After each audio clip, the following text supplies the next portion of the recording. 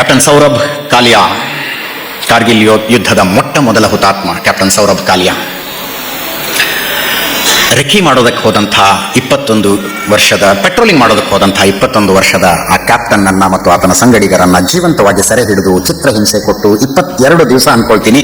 ಅದಾದ ನಂತರ ಪಾಕಿಸ್ತಾನದ ಸೇನೆ ಅವರ ಶವಗಳನ್ನು ವಾಪಸ್ ಕೊಡ್ತಲ್ಲ. ಭಾರತ ಅಂದ್ರೇನು, ಪಾಕಿಸ್ತಾನ ಅಂದ್ರೇನು ಅನ್ನೋದರ ವ್ಯತ್ಯಾಸ ಸ್ಪಷ್ಟವಾಗಿ ಗೊತ್ತಾಗ್ತಾ ಇತ್ತು ಅದರಲ್ಲಿ.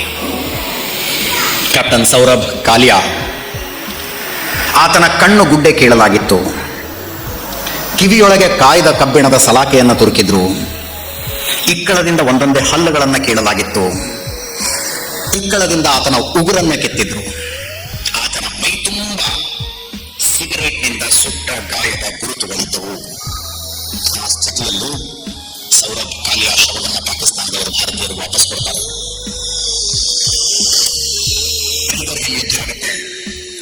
ಟೈಗರ್ ಹಿಲ್ಲನ್ನು ವಶಪಡಿಸಿಕೊಳ್ಳೋದಕ್ಕೆ ನಡೆದ ಕದನ, ಅದರಲ್ಲಿ ಭಾರತೀಯ ಸೈನಿಕರು ಪಾಕಿಸ್ತಾನದ 12 ಸೈನಿಕರನ್ನು ಕೊಲ್ತಾರೆ. ನಿಮ್ಮ ಸೈನಿಕರು ಸತ್ತೋಗಿದ್ದಾರೆ, ಬಂದು ಶವ ತಗೊಂಡೋಗಿ ಅಂದ್ರೆ ನಮಗೂ ಸಂಬಂಧನೇ ಇಲ್ಲ ಅಂದ್ಬಿಡ್ತು ಪಾಕಿಸ್ತಾನ. ಅವ್ರು ಯಾರೋ ಮುಜಾಹಿದ್ದೀನ್ಗಳು, ನಮ್ಮ ಸೈನಿಕರೇ ಅಲ್ಲ ಅಂದ್ಬಿಡ್ತು ಪಾಕಿಸ್ತಾನ. ಭಾರತೀಯ ಸೇನೆ 12 ಪಾಕಿಸ್ತಾನದ ಧ್ವಜಗಳನ್ನು ತಗೊಂಡೋಗುತ್ತಲ್ಲಿ ಟೈಗರ್ ಹಿಲ್ ಮೇಲೆ. ಪಾಕಿಸ್ತಾನದ ಸೈನಿಕರನ್ನ ಆ ಧ್ವಜಗಳಿಂದ ಸುತ್ತಲಾಗುತ್ತೆ, ಅವರ ಶವಗಳನ್ನ.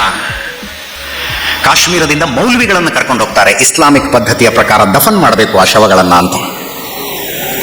ಜೀವಂತವಾಗಿ ಸೆರೆ ಸಿಕ್ಕ ಸೌರಭ್ ಕಾಲಿಯಾರನ್ನ ಪಾಕಿಸ್ತಾನ ಹೇಗೆ ನಡೆಸಿಕೊಂಡಿತು? ಮೃತಪಟ್ಟ 12 ಜನ ಪಾಕಿಸ್ತಾನಿ ಸೈನಿಕರ ಶವಗಳೊಂದಿಗೆ ಭಾರತ ಹೇಗೆ ನಡೆದುಕೊಂಡಿತು? 2 ಸಂಸ್ಕೃತಿಗಳ ವ್ಯತ್ಯಾಸ ಗೊತ್ತಾಗೋದು ಅದರಲ್ಲಿ, 2 ಸಂಸ್ಕೃತಿಗಳ ವ್ಯತ್ಯಾಸ. ನಾನು ಹೆಸರು ಮರೆತು ಬಿಟ್ಟೆ. ಇನ್ನೊಬ್ಬ ಪಾಕಿಸ್ತಾನಿ ಹಿರಿಯ ಅಧಿಕಾರಿಯ ಶವ ರೆಡ್ ಕ್ರಾಸ್ ಸಂಸ್ಥೆಗೆ ಕೊಟ್ಟು, ರೆಡ್ ಕ್ರಾಸ್ ಸಂಸ್ಥೆ ಮೂಲಕ ಪಾಕಿಸ್ತಾನಕ್ಕೆ ಭಾರತ ವಾಪಸ್ ಕಳಿಸುತ್ತೆ. ಆತನನ್ನ ಕೊಂದ ಸೈನಿಕ ತುಕಡಿಯ ಕ್ಯಾಪ್ಟನ್ ಒಂದು ಲೆಟರ್ ಬರೀತಾರ ಆ ಪತ್ರದಲ್ಲಿ ಆತನ ಕುಟುಂಬಕ್ಕೆ. ಈತ ಬಹಳ ವೀರಾವೇಶದಿಂದ ಹೋರಾಡದ, ಅಭಿನಂದನೆಗಳು ಅಂತ ಪಾಕಿಸ್ತಾನಿ ಸೈನಿಕನ ಹೆಣದ ಜೇಬಿನಲ್ಲೊಂದು ಪತ್ರ ಇಟ್ಟು ಕಳಿಸ್ತಾರೆ ಭಾರತೀಯ ಸೈನಿಕರು, ಶಬಾಷ್ ಅಂತ. ಅದು ಭಾರತದ ಸಂಸ್ಕೃತಿ, ಅದು ಪಾಕಿಸ್ತಾನದ ಸಂಸ್ಕೃತಿಯಲ್ಲಿನ ವ್ಯತ್ಯಾಸ. That shows what we are, what they are ಅಂತ. ಶತ್ರುತ್ವ, ಯುದ್ಧ, ಗುಂಡು ಹಾರಿಸೋದು, ಬಾಂಬ್ ಹಾಕೋದು ಅವೆಲ್ಲ ಬದುಕಿರುವ ತನಕ ಹೆಣದ ಜೊತೆಗೆ ಎಂಥ ಶತ್ರುತ್ವ ಅಂತ, ಹೆಣದ ಜೊತೆಗೆ ಎಂಥ ಶತ್ರುತ್ವ. ಅದೇ ಕಾರಣಕ್ಕೆ ನಾನು ಬಹಳ ಹೆಮ್ಮೆಯಿಂದ ಹೇಳ್ತೀನಿ, ಭಾರತೀಯ ಸೇನೆ ಅನ್ನೋದು ಪ್ರಪಂಚದ ಅತ್ಯಂತ ನೈತಿಕ ಸೇನೆ, most moral army in the world.